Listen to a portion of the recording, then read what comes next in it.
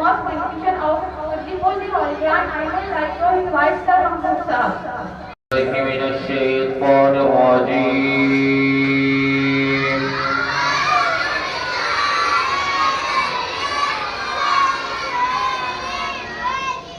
بسم الله الرحمن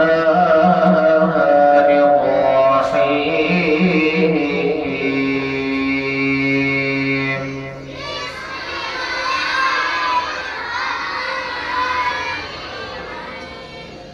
الحمد لله رب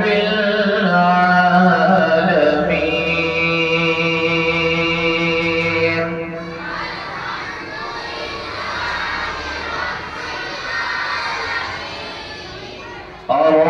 الرحمن الرحيم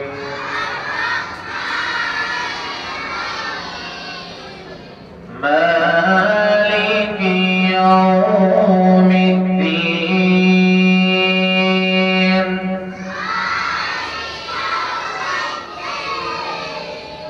إياك نعبد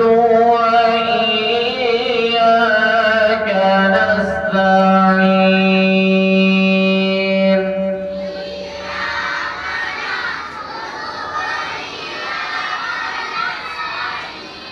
اهدنا الصراط المستقيم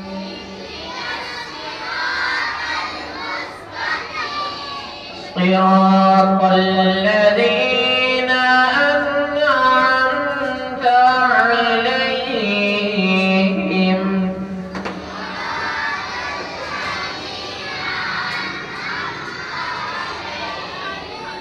غير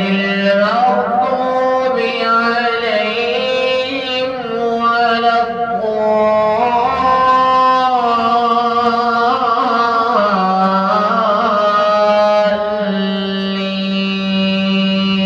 الضالين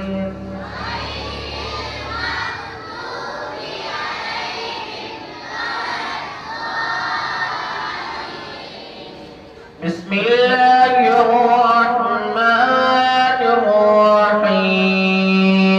الرحيم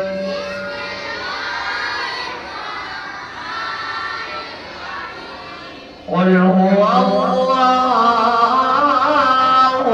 أحد